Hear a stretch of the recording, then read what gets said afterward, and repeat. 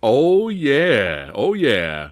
Bao Tran, the director of the hugely successful kung fu comedy, The Paper Tigers, here hanging out with the old samurai on the movie dojo. How are you, my friend? I'm doing great. Thanks for having me, man. Yeah, it's great to have you here. I really appreciate it. I know it's really early, and I know you're extremely busy man. But I was like, man, for someone to take the time to hang out with the Movie Dojo Army and lovers of martial arts and in kung fu comedies, it's great to have you here. It's an honor to have you here, hanging out with the old samurai, talking movies, and we're gonna get into one of the most pleasant surprises of the year, which is the Paper Tigers. But yeah, we're going to get into it. But Right on. before we It get was a low started, bar. This year was a low bar, so it's good to oh have really? surprises in it. Ah, well, yeah, that's true. That's true. Oh man, we got the Movie Dojo Army showing up here. Heather Love, what's going on? Mike Swift. That's right. We'll have more of them showing up Hey, very soon I to heard hang Movie out. Dojo. I had to come, man. Of course. Yeah, you got to represent. Represent. Don't challenge me because you'll kick my ass. But yeah, so how did you get into the business? What made you? What inspired you to take the leap and become a writer, editor, and a man of all trades? Yeah. Well, I started out just watching movies as a fan. I grew up. I'm kind of a what you call first generation Vietnamese American. I was the first of my family to be born here. So we came from Vietnam in the late '70s, kind of that war and kind of escaping war and coming to America. And I was the golden child. Let's put it that way. I was all there.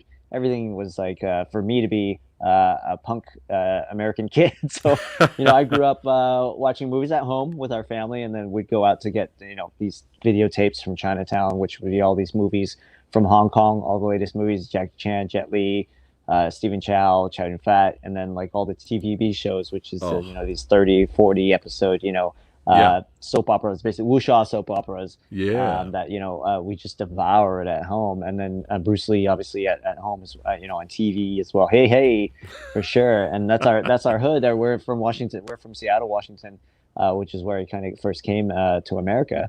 And then we went out watching movies out in the theaters, which is like Spielberg and James Cameron. So with all that movie diet, just understanding entertainment as a whole, and Yeah. just appreciating that none was really better than the other, that they all have their different styles and kind of their own different takes on entertainment, which was great, and I loved it all. But it wasn't until I saw Jackie Chan, like I really like kind of really started seeing him. I think when he started kind of shifted gears into kind of the more you'd call the '80s kind of kickboxing, kind of away from the shapes and kind of that classic stuff. Yeah. That what I was like really excited by, because it just had the filmmaking. He kind of took that filmmaking style to a new level, and had a rhythm and musicality, and just a kind of whole feel to it that was just so different. And that's when I just really wanted to kind of break it apart and understand it, like really figure out what exactly I was looking at, and really move from fan to filmmaker, or at least aspiring filmmaker at the time, and just trying to figure out what all that meant. And so yeah, Nice. I just kind of grab our family camcorder and we just grab our friends and just figure out and futz around with and make these home videos and recording with the VHS decks and all that stuff.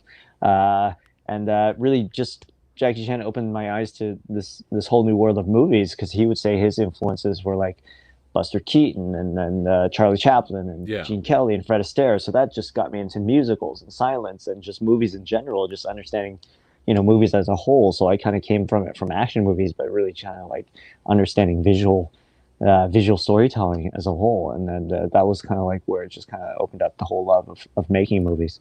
Nice, nice. And you were inspired by Corey Yuen. Did you run into him? Yeah, as a family friend. So fortunately, like I was able to kind of like have him in my life because it Man, was not like anything that I had a family, a showbiz family or entertainment. It did not yeah, run in our blood, you know. So to have, to try to figure things out on your own and suddenly have and pop into your life was huge. And Corey Yun is a cohort of Jackie Chan, grew up with Jackie Chan and a legend. legend in his own right. Yeah, absolutely. And just understanding his filmmaking and him teaching, his way of doing things and me just soaking it up, and it was great. That is really cool. That is really cool. What was some of your favorite martial arts movies? Well, I mean, yeah, of course, Anyone? sentimentally, Corey Yun's Fong Sayuk Right. is like, it's up there. Just the fact that, I've sat and broken that down and, having Corey break it down and commentate. So I feel like I kind of know that movie inside out for sure. Love that movie, Drunken Master 2 for Jackie Chan for sure. Bruce Lee films, I think my favorite is, Fist of Fury, or here you'd call Yes. it Chinese Connection, and Yeah. just, that type of just old school action.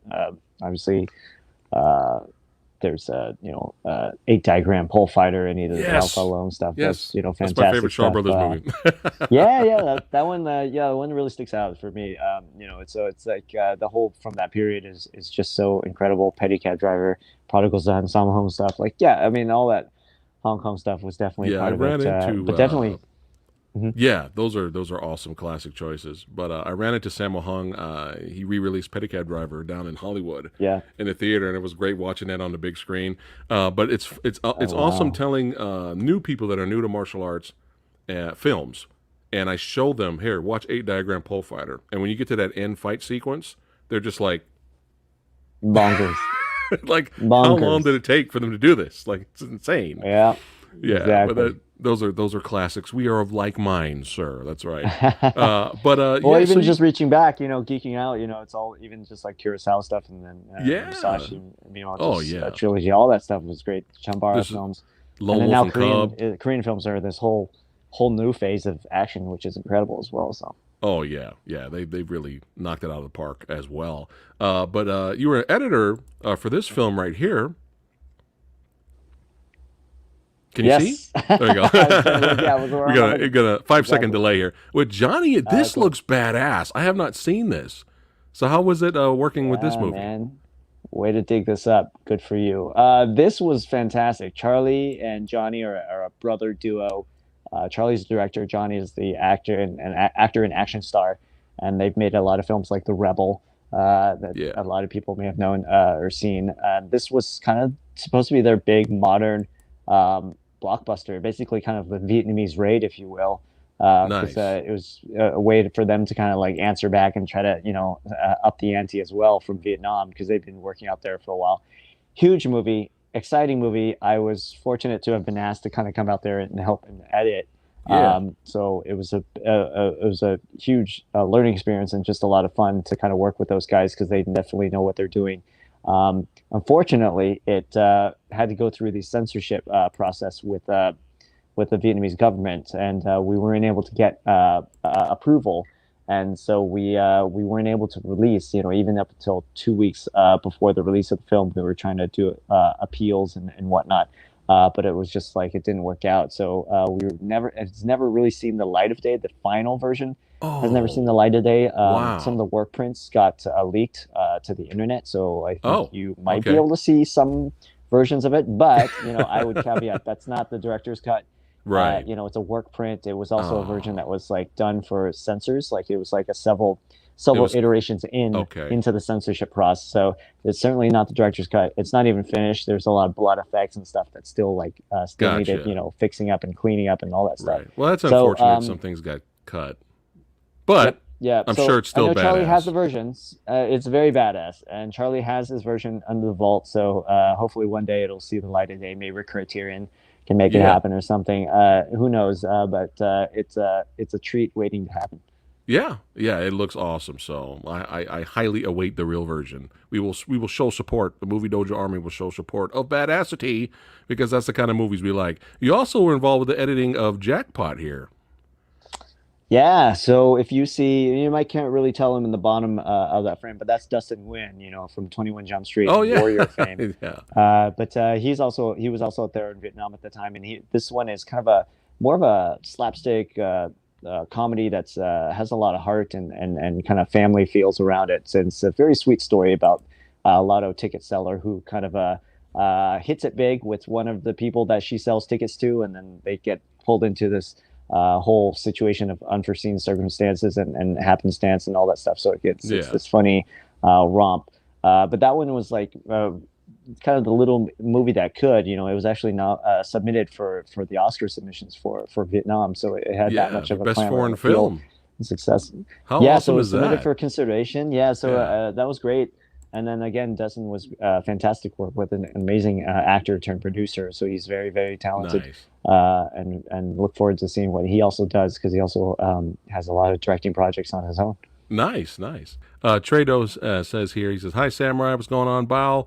Loved Paper Tigers. Looking forward to seeing more movies in the future." That's right. The fans have Right arrived. on. Thank you. Um, Thank you. I just wanted to kind of shine for the Movie Dojo Army of some of your other works, not just directing, but you edited works.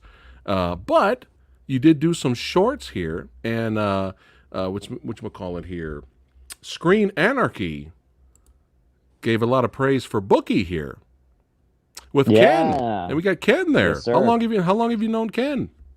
A lot of familiar faces that you're going to see in the Paper Tigers. I've worked with Ken for many, many, many years. Actually, a few years even before that, and we had always wanted to kind of like keep doing and building up and to bigger and better things. So this was probably our crown jewel, if you will, of shorts Nice, that we did, where we basically kind of tackled a period piece in a blues R&B nightclub in the '60s and just try to embrace, tell a story from that world.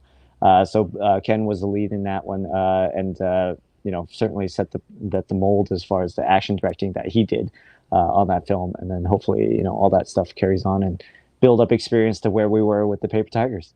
nice. And speaking of familiar faces, you got Hey, Yuji that's right. Okamoto here in the short Black Coffee, which was also critically acclaimed as well. You want to talk a little bit about Yep. that? Yeah. So Black Coffee was basically a short invitational that was made under the Seattle International Film Festival. So they basically helped exec produce several shorts. So we were able to make that with that production support, and that's actually the first time I met Yuji and worked with him. Yuji had moved up to Seattle from LA and had opened up a Hawaiian restaurant called Kona Kitchen. If you ever come to Oh, Seattle, come get your Ono grinds and then get your grub on out there. But basically, he had kind of moved to Seattle, just starting his new family, and so we crossed paths at that point of him, wanting to do shorts and making films in his new home in Seattle. So this was a great opportunity for us to kind of work with each other, get to know each other. That was as a director-actor relationship, but eventually, he also was producing and acting in some stuff. I helped him out on some projects as well, nice. and then so it just kind of led into like when I had this feature script for the Paper Tigers, that wanted to have him on as producer to help make the feature happen. Nice. Now, this short here, was this the short that you started to get the itch? You started to get the action kung fu martial arts itch right here. The Challenger, son. Oh yeah, yeah, yeah. The Challenger. Well, the Challenger was actually in a way for us to kind of like do a demo, almost like a proof of concept. We already had the script for the Paper Tigers ready to go, and we were trying to figure out how do we kind of show off, also even just experiment. If you watch the short, there's some slow mo vision that we Oh, kind of also built on yeah. for the Paper Tigers. So in a way, just kind of play with those things visually. But that definitely is kind of that down and dirty, kung fu style that we wanted to do. That was Love like it. clean, good precision Oh, hitting, and with Andy Lee and Ken, you can't go wrong with those two guys. And we just wanted to do something that was just really, solid martial arts, and then flip that on its head with the Paper Tigers. So in a way, yeah. kind of like show that we could do both things, and just kind of show the two sides of the coin of what kung fu could look like. Very clean, very Oh. powerful, fast, and then also just sloppy and slow with the Paper Tigers.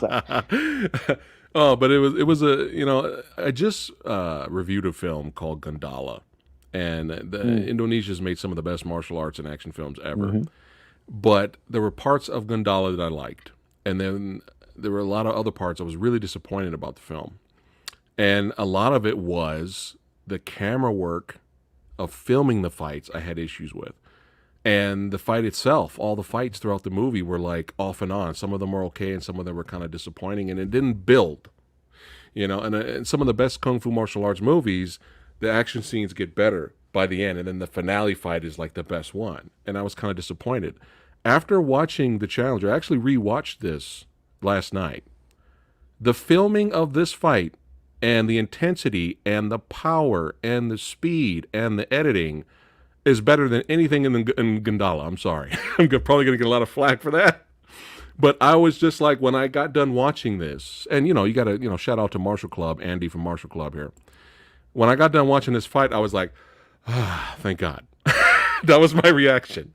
I was just like, yay. This is how it's supposed to be done. This is how the fights are supposed to be filmed, and edited, So just giving you props there, my friend. Thank you. Paper Tigers, man. The pleasant surprise of the year. Really, really enjoyed it. Won a lot of awards here.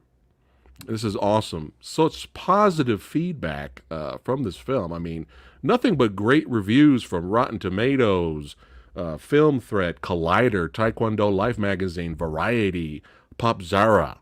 I mean, just nothing but positive feedback, man. So I was going to review it here on the channel, but I was like, well, I'm getting the director on here, so it's better. Nobody wants to hear my review. Yeah. They want to see me talk to the man that made it happen. So before we get into it, again, congratulations for your success for the film, but this is one hell of a debut, man, for your first gig here, first feature film. Were there trials and tribulations getting here? I did read some things that you were getting kind of pushback. Maybe you want to talk about that or go into that a little bit if you'd like. You don't have to, but I was reading stuff on Wikipedia and other sources that they were suggesting that they wanted Bruce Willis or Nicolas Cage a part of the project, and I was just kind of like, as much as I love Nicolas Cage, it's probably going to be a bad idea. It's not going to be a good idea. So I don't know if you want to go into that. Yeah, I mean, it's just kind of a whole crazy process. It's been 10 years to kind of get to where we are today. I basically set to writing about 10 years ago and just had the script pretty early on. It took about 3 years to have the script. So about 7 years ago, I had the script, and we were just trying to find a way to kind of get it made. And if you seen the movie, or I can just kind of set the stage, but it's about these kind of like multicultural tigers who train together and as martial artists as kids, and then they go their separate ways, and things happen, and they find out their master is killed, and they have to get back together and figure out what happened. But essentially, it's kind of a love letter / tribute to Seattle, Washington, here with Bruce Lee first coming to America. Yeah. He met his wife here. He opened his kung fu school here. He started teaching all types of students that weren't just Chinese, that were multicultural. All the students still teach to this day, right? So in that whole world, is what we kind of grew up under, in the shadow of Bruce Lee here in Seattle. And it just felt like that was the world. It wasn't like we're trying to make a political statement or anything. It's just, that's life. Our Kung Fu family and our martial arts family, for a lot of us, is very diverse and just kind of full of different people from different walks of life. So that was the starting point. And I just felt like that was the world we wanted to tell. And that's the setting of these characters. You have two Asian American tigers and one Black American tiger that form this squad together. And so when we pitched the story to LA and Hollywood, we had kind of expected, okay, people would get excited and be interested, and hopefully we could have a production deal and be on our merry way and make the movie. But unfortunately, it didn't happen that way, or fortunately so. There was a lot of interest in the movie itself, but not so much the cast or the characters. So they wanted to change the cast of the characters to white to basically have to basically open up more possibilities of talent or movie stars, so that they could put on a poster and sell it. So a lot of it was like a little bit of prejudice, but a little bit of capitalism and a little bit of everything. So it's very kind of like a whole mix of things that were basically standing in our way from getting this movie made. So we basically kind of walked away from a lot of these different offers that were on the table because we wanted to tell the story our own way. Like I said, just that the way that made sense and was honest to anything. So we didn't set out to be, martyrs for the cause by any means. We didn't want to do that, but it's just the way it was, and we just didn't feel like it was the right thing to do to change the story in such a way. And this is a very common story for any POC filmmakers, trying to pitch and tell stories in Hollywood. This is a constant note everyone else gets. It's almost a rite of passage, But anyway, so we turned to Kickstarter. We went and found our own funding, and from the Kickstarter, we were able to get private funding, investors, and so on, to basically put the movie outside of LA and Hollywood, and do the movie here in Seattle. So this was basically a grassroots, community-driven movie, that just, the little movie that could, that just, get to where we are today. It was based on all on community support, and basically, our diverse backgrounds, and Asian American community that kind of rallied to make it happen. Yeah, that's great. And we as fans, we're glad you didn't sell out. We appreciate that. Yeah, I appreciate you keeping it real. And Yeah. we're all happy for your success. But let's talk a little bit about the movie here. I absolutely love the 80s to 90s montage VHS footage, action Right on. sequences. These were so much fun. They were great. They took Samurai back in time. But yeah, I loved all of these. And the more they beat up Carter there on the left, I was like, he's going to come back, isn't he? And he came back later, but we'll get into that later. But yeah, the great cast here. You got, again, Yuji Okamoto makes a little cameo later, but Ron Yuan as Hing, Matthew Page, that's right, aka Master Ken as Carter, Alan Uy as Danny Eight Hands, and we have Mikhail Shannon Jenkins as Jim, and the great Roger Yuan. How'd you get him? Yeah, Roger. And then, fun fact: Roger Yuan and Ron Yuan are brothers. That was the way that kind of like There you connects the go. two. Oh, nice. Roger and Ron are very good friends of Yuji, so that was a kind of an easy enough thing to reach out and at least have them consider the project. And those two casts that you saw, that top and bottom, we actually shot those two sequences separately. Like I said, there's nothing traditional about the movie that we made. Yeah. So we had some of the movie that was in place, and we shot the young portion with Roger, with Yoshi Sudarso, Peter Sudarso, and Gita Silva Green, to play the younger parts. We shot that about 2 years before the main portion, and we basically turned that into a Kickstarter trailer and raised the rest of the money to shoot the rest of the movie. So nothing was linear about making this movie, and we just kind of scratch and clawed our way to get it done. And then the rest of the cast we were able to find, because again, Ron, Yuji knew, so he came on pretty early, and then we went out to get casting for Elaine and Mikhail. So a lot of them is just kind of either a phone call away from Yuji, or we had to go through casting. It's just because there's so many people that could have been right for that role that we wanted to look for. Nice. And Mikhail, he started with Scott Adkins in Undisputed 3. And it's funny, I just had Marco Zarora on the channel not too long ago, and he was like, who knew I would be talking to the director of another project with Mikhail in it. It's kind of There funny. you go. But You yeah, go. there's so many great moments in here. I don't want to spoil too much for the Movie Dojo Army, because I want them to go out, purchase it, rent it, support it. You can find it on demand, Amazon Prime, Blu-ray. I got my copy, okay? Yes, sir. Show Yes, support, sir. son. Thank you. But yeah, I watched this with my wife. We both loved it. It just, it felt like one, I don't know, this is going to sound weird, but it felt like one big badass warm hug. That's a great quote. There's your review. You have permission to I love use it it. on the Beautiful posters. quote. Thank you. Yeah, I love it. Somebody was asking about posters. Are you going to be selling any posters?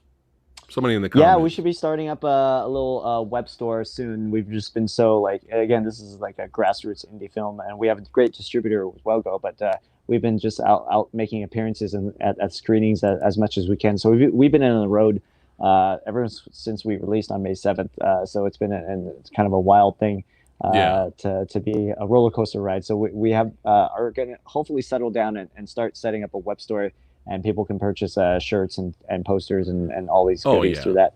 Because you know your fans are going to want it. They're going to want that. Yeah, man. Definitely. But yeah, there's so much fun moments in the film. Something happens to their teacher, then they got to get back together after all these years later, and they're older and bigger, and all that stuff. Groins be pulling, and all this stuff, and just really hilarious moments. And it's funny because I rewatched it last night, and it's very difficult. Not only is it extremely difficult to make a badass, fun, entertaining martial arts movie, but it's extremely difficult to even do comedy. it's really hard. And we've watched a lot of comedies, and we're like, just this is not funny. This is a comedy. Like, it's like, of course, it's subjective. I get it, but it's hard. It's hard to do, a comedy that works, and you've done both. You have a perfect balance of comedy and martial arts, and that's hard to do. That's really, really, really hard to do. But you pulled it off, my friend. But there were so many funny moments here and there. Like just little things made me laugh. Like. Danny Eight Hands having that parking issue. He wouldn't move his vehicle, and then the big bro shows up, the big buff dude with the shirt, and it says "got supplements" on his shirt. I was like dying, like little things like that, And of course, this guy's always hilarious. Matthew Page, aka Master Ken, Oh yeah. who's extremely successful on YouTube. Maybe we can get him on the show one day just to have him for fun. But I see that Roy here. He's in shape right here, so he did gain weight for the role. It looks like to play him. Yeah, Ron gained about. I mean, 60 Ron. Excuse me. 60 Sorry. pounds. Yeah, so he gained about 60 pounds for the role because he came in pretty svelte, pretty. He's kind of a heavier stock guy, but he was still pretty, kind of muscled out when he walked into the rehearsals. And I just told him he had to gain weight because Elaine, as you see, who plays Danny, is a very slim, very slender. So I wanted like even more of a contrast between the two, and just kind of like have each of the tiger have their own body transformations, that we see in the story. So Ron just he got to work. He just started going to Din Tai Fung and eating, like loading up on soy sauce, and every time all these moments off with the actors, he would take get them to go out with him, and which is cool, is because they all actually liked each other, so they hung out when they were up here in Seattle, but they went into food and go eat, and so Ron just like got to work of just gaining the weight and basically amassed about 60 pounds, because he already amassed maybe about 30 or 20 or 30 pounds already, but I told him that he needed to go the extra mile.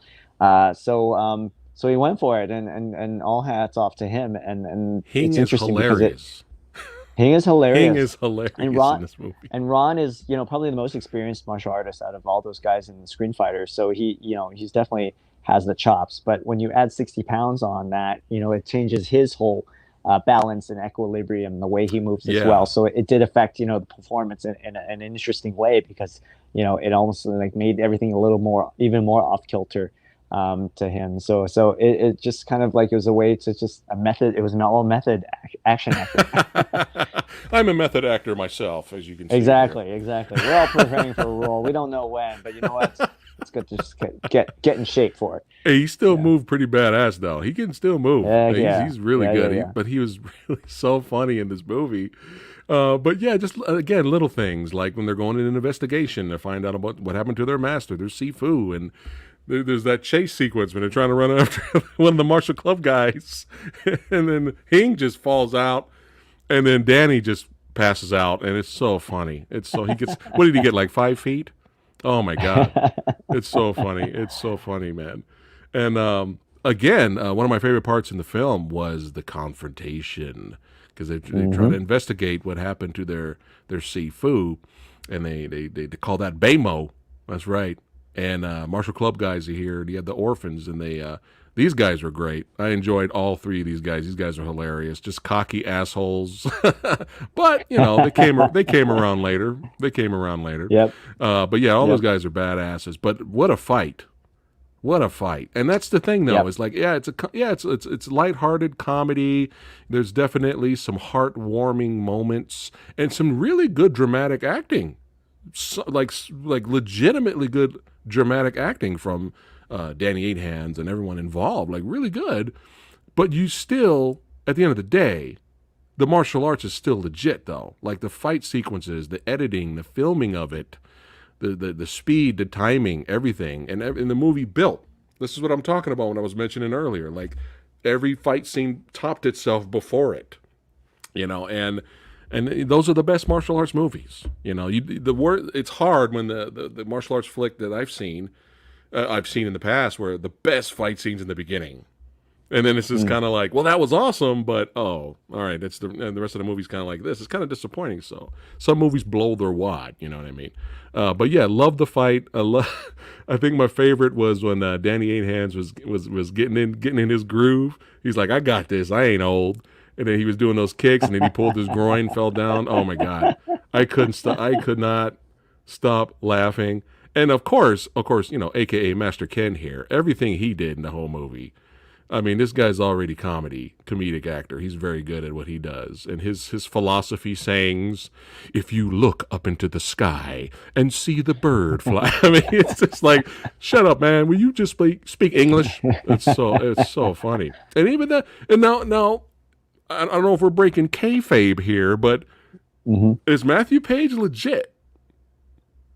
Is he Matthew legit? Page is legit. You know, he's this chameleon of all sorts. So obviously, Okay. you know, a lot of people know him from this Enter the Dojo Master Ken persona, but you know, Matthew Page has a very solid American Kenpo background, and he's really well rooted in that style. And so that was a great base for us to be able to work with to actually kind of like figure out what that meant for Kung Fu style and kind of the Carter's Kung Fu style, in particular. So Matt gave us a lot to work with and just kind of a whole base of physical and very hardworking. We gave him the Pu Dao. He'd never seen a Pu Dao before. He'd never trained with it, and he would just practice and basically get his reps in at any moment offset when he wasn't on camera. He would be practicing that Pu Dao. Nice. So huge testament to him. Hard worker, Dedication. very smart, very on his feet, thinking on his feet performers. So him and Ron Yuan, like they just kind of went at it, and so you see a lot of those riffs and improvs that they go have on in the movie, and then even on the Blu-ray, you know, there's all these deleted scenes and outtakes that you're going to see because we just had an embarrassment of riches between Ron and Matt of them just going at it. Nice. And just trading barbs and stuff like that. So there's a lot of wonderful stuff that they have. Oh man, just going back and forth. Like just earlier when they're at the funeral, and then Matthew's like, he said, I'm trying to remember. He goes, "You look like a fat Asian Mr. Rogers." I was dying. Yep. And then then Hing would hit him back with something. Oh, all day I can watch these guys diss each other all day. But the only reason I was asking about Matt is because he looked good. Like he looked good in this movie. I was like, dude, I think he's legit. Yeah. Yeah. It's confirmed here. Master Ken is legit. We wouldn't come across for sure. He's definitely legit. Kick to the groin. Kick to the groin. Exactly. We have Stomp here. to the groin, yep. Yeah, there you go. Stomp to the groin. Yeah. Trado says he has already pre-ordered his copy a few weeks ago. He's looking forward to getting it. All right. Oh shit, we got the legend Lee from Film Combat Syndicate. He's saying, "What's going on? Hey, what up, Bao." Lee? Yeah, you gotta love Lee. Support Film Combat Syndicate, by the way, Movie Dojo Army. But yeah, it's good seeing him. Here we go. We got Bruce Leeds here saying, "Trailer looks dope. He just got done watching it. He's definitely going to be checking it out, especially he loves the Undisputed 3 actor as well."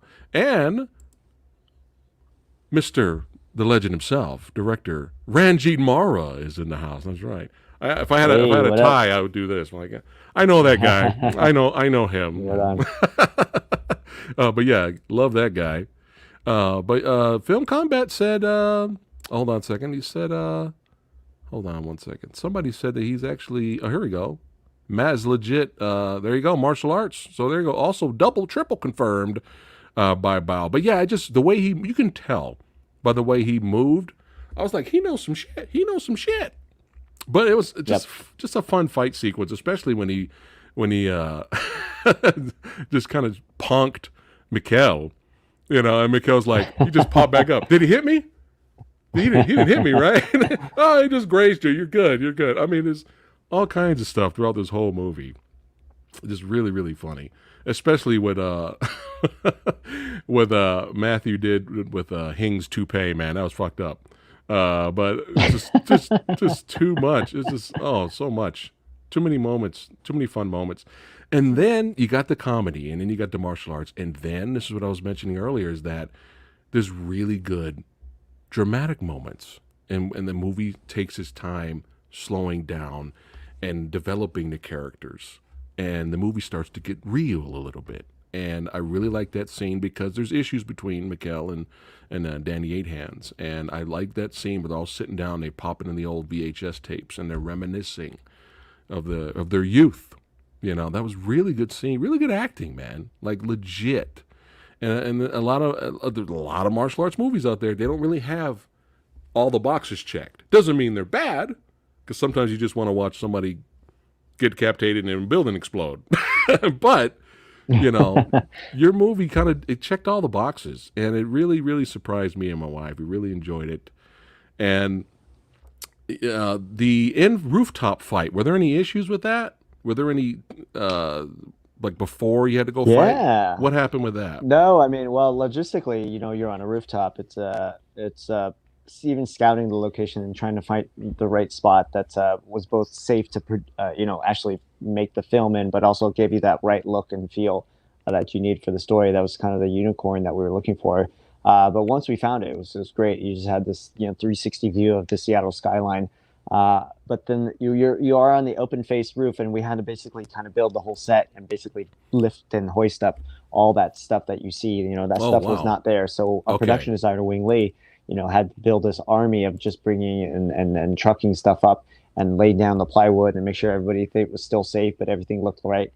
So that was a huge task in itself. And then also one of the shoot days, we had basically one of the largest thunderstorms of the whole last couple decades come through, and basically rained us out. So I think you can even see on the BTS on the Blu-ray, there's a moment where I think Mikkel's like in the middle of an interview, and then we had to tell them like he has to clear out, and he's like, and then you can just see everyone just starting to clear off the roof because you have these giant metal points and these lights and stuff that are just there. So it's definitely you're asking for trouble if you stay up there. So we had this huge storm come in, and it just rained us out for about 4 or 5 hours because you have to wait for it to pass. And then we went up and trying to dry out the roof and basically try to set it back to normal for continuity's sake. Right. And then but you lose a lot of time because when the sun comes up, you're done, right? If you're shooting in a set, you go overtime, and it is what it is. But when the sun comes up, your day is done, or your night is done. In our case. So that was a huge challenge just for everyone, but everyone just rallied to make it happen and just kind of roll out and wrap up in the time that we needed. How long did it take to choreograph that in fight? Choreograph, I think Ken, our action director, Ken Kitagawa, had worked on it. So he mapped all that stuff out beforehand. But we were about 4 days up on the roof shooting. Oof. Hey. 4 nights. 4 nights, yeah. There you go. But you get the results, though. You know what I mean? You don't want to just rush it, right? Yeah. But ask for anything more. Ken, this badass right here. Yeah, are you going to keep him as your fight choreographer and all that for future projects? I'll keep him around. Yeah, I'll keep him nearby. It's always good. Yeah, huge talent. And just the fact that we worked together for so many years that we kind of vibe and we have a shorthand and we kind of understand the things that we're looking for and going for. It's like sometimes we'll look at each other, without a word, and we kind of know what needs to be done or what needs to be tweaked. So our working relationship is really great and incredibly humble.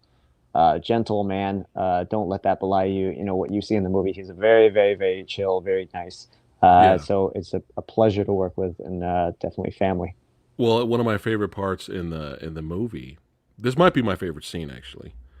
I love all the fighting, but my favorite scene is when they went to the gym, and they're searching, right? Because you find out later, Sifu had another student. Like minor spoilers, it's okay. But I gotta at least talk about this scene. But earlier, I love how you set it up. How Hing was like watching the guy kick a bag, and he's like, "That's not a kick." You don't hear the power. That's not a kick. And so they're walking around the gym, and Mikkel's character's like, "What are we doing here? We don't even know who we're looking for." He's like, "We're listening," and you finally hear the thump, thump, thump, thump, thump, thump, and I love how it kind of parts a little bit. And I love how you film that shot where Mikkel's there, Hing is there, he slowly turns and listens, and then the camera pulls back a little bit. They can hear Ken destroying the heavy bag with his Gong Fu. And you see in the background, that same shot, you see Danny Eight Hands coming to the shot. He stops, turns, and listens and looks. I love stuff like that, man. It's suspense building. That's my favorite part of the movie. I love that stuff. Right And on. Thank you. then they finally see that this motherfucker, this badass dude, was just destroying the thing. And you know what made me laugh Working. about? You know what made me laugh about Ken's character? He's danger. Like he points and fingers, you're done. Like he's just danger. You don't want to mess with this guy. But what made me laugh about his character was he was just like chill. He's like, oh, Yep. the three tigers. How's it Yep. going? Yeah, Baymo. You know, I got some time. Yeah, no. You gonna answer your phone? Okay. You know, just the way he talks the whole movie. He's just like, are you ready? Huh? He's like so relaxed. Yep. He's not like super evil guy. I'm the evil. No, he's just like, all right, let's Yeah. go. It cracked me up. Yeah. Well, in that sense, yeah, minor spoilers. We always saw him as the fourth brother. Not just in terms of just the tiger or whatever, but he's also part of that family, this dysfunctional family. And what does that all mean? Because he is pretty familiar with them. He's heard their stories, and he's heard the lore, and maybe also heard kind of the backstory and the negative story from Sifu and all that. So Yeah. there's definitely kind of that familiarity that we wanted to have, and kind of that lean back swag that you were talking about. Just Yeah. like, it's fine, it's chill. I know you, I know your story, and Yeah. there's nothing really I need to know more about you. Baymo? You So want yeah, to do it now? yeah, You know, exactly. I got Exactly. 5 minutes. It's not even going to take 5 minutes. Yep, yep. I like how he picked up the motorcycle after they knocked it over. And they were just like, really? You're just going to pick it up with one arm? All right. Yeah, yep. What was the motivation for the character, Mikkel's character? Because it was his character was interesting as well, because he was like, he went to kind of more Brazilian Jiu-Jitsu MMA style, but he forgot his Kung Fu. So what was the motivation to create his type of character? It's just been so long. You just want to show him he still loves martial arts. He's still active, but he just forgot his past. He forgot his tradition. Is that what you're looking for? Yeah, it's definitely part of that. I think it's also like, we all, if you're in a martial arts group or you're in a martial arts, class, you all kind of come to Kung Fu or learning martial arts for different reasons. A lot of us had different motives. And then we also even just take away different things from our teacher. It's almost like that, just kind of a very subjective experience when you go learn something. So for Danny, he kind of learns the hard, how to be a hard ass and be that, kick-ass fighter. Yeah. And then he kind of learns the healing aspects. And then for Jim, it's like learning how to be a teacher and being that, what does it mean to have something to pass on to something and to be able to kind of coach someone up and be able to develop. So that to me was kind of the arc for all three of those guys. And for Jim in particular, to your question, it's just like, what does that mean for him to like learn to be that coach, learn to give someone those lessons and build someone up in a way that, you may not have known you even had it in yourself, but you need to be encouraged and coaxed out of by a good coach, by a good trainer. So for him, he's like this Ronin trainer in a way, where he goes to Brazilian Jiu-Jitsu or martial arts or whatever. It could have been anything, but at that time, within the story, it just happens to be that he's kind of going off and making the big bucks, or trying to make the big bucks in something that's a little more lucrative than just teaching out of your garage. So that's kind of his journey and back, and trying to understand what that means and what that, eventually is going to take him to at the end. Nice. I enjoyed his character and his performance a lot more in this movie than Undisputed 3. It's like they didn't really give him that much to do in Undisputed 3, but still enjoy Undisputed 3 though. That's a phenomenal martial arts. Yeah, it's a classic. I love that movie a lot. But yeah, let's get back to this. So building to the finale here. See, doesn't he look so nice and friendly? And you have no idea he's going to rip your throat. You have no idea he's going to rip your throat exactly. out. Yeah. But yeah, he's smiling when he kills you. Yep, I love the finale fight, man. The editing, the camera work, the timing, the hits, the excitement, and the comedy thrown in there. It was really funny when Jim had the timer, and he's like, got 3 minutes, and then he like goes in there, does a few combos, and comes back out. He's all tired. And he's like, "What you doing, man? You got like 2 more minutes." Full of just everyone kills it in this movie, man. Like really enjoyed it. I know, has anyone asked about a sequel to this or another adventure with these guys, or are you going to move off to another project? Yeah, I mean that's a interesting enough. That's quite a question that comes up a lot. We've been doing out kind of a road tour and doing Q&As with everyone. It seems like everybody is asking about that. We're very flattered to hear about that. It's obviously it's nice to be wanted or at least be asked about to be part of this universe and be wanted to follow these characters even more. We've been in such a go mode and just promoting this film. We were a Yeah. little blurry eyed. I haven't even had a chance to really sit down and think about next projects. I certainly have some ideas for some other stuff as well. So yeah, I think at this point it's great to hear. It's just I think it's just a testament to the fact that these characters are so interesting, endearing, and likable that people want to be born in those lives. Yeah, and I can relate. I was kicking For the sure. bag. I was kicking the bag in the garage the other day, and something snapped, and I was like, "God damn it! The bag Damn kicked it! you. I know Yeah. how he feels, man. I know how he feels." Film Yeah. Combat Syndicate says, "I'm ready to push the crowdfunder for Bao's next movie. Movie Yeah. Dojo Army and the Samurai, we will support." That's right. Any future Yes, projects, sir. man, we got your back. Yes, And sir. no pressure on the next movie, but we are really excited to Yep. watch it. We're really excited. Any nuggets you can give us of what you might want to do or dream project, maybe something in the future? What you're like, maybe you're gonna keep martial arts, action, horror, maybe. Yeah, I mean, I love stories of all kinds of all the kind of the roundup that you did of the films that I've done before and the shorts I've done. They've all kind of run the gamut in terms of genre and stuff like that. So for certainly everything's on the table. Definitely, it's something that I want to kind of keep on thinking about. It's for a movie for a feature. It's something that you're going to spend basically several years on. So it's definitely something that I would want to kind of like capture me and make something that you'd want to wake up every morning and and try to go out and get them, right. So every you have to be that kind of focused, and that it has to be that flame within to want to make that movie, and basically feel like you're the only one that can tell that story. So Right. you have to have that type of drive. That type of idea is very hard to find, and obviously it kind of takes time to kind of really build up that motivation. But Yeah. once I find it, for sure, Oh keep yeah, on and going. we will be there to help support. And you're extremely talented. This is a hell of a debut, like I said earlier. And all you studios execs out there, come on now, just give Bao the freedom. Yeah, Look, and he already proved his success. Are you listening to the yeah. samurai? He already proved it. Give him what he wants. Give him what he needs. He will make gold, my friend. And Hey, don't be hey, all right. stupid. Stop being stupid. Yeah.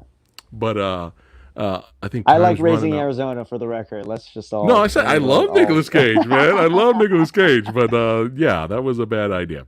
all things that is the right fit. It's all about fit. It's all Yeah, about that. So yeah.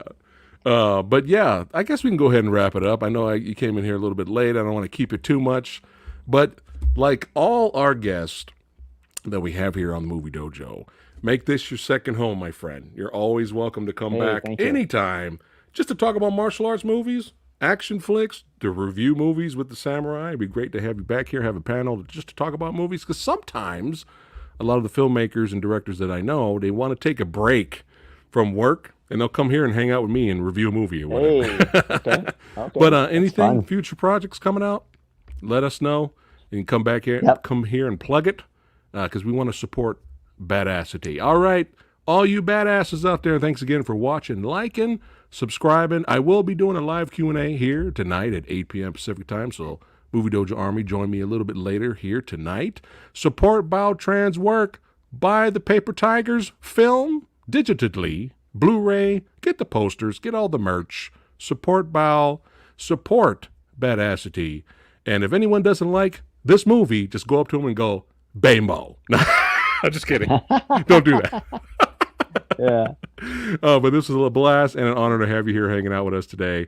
Bao, we will see you again next time. Don't go anywhere. All right, guys. I'll see you in a couple of hours. Take care. Have a good one.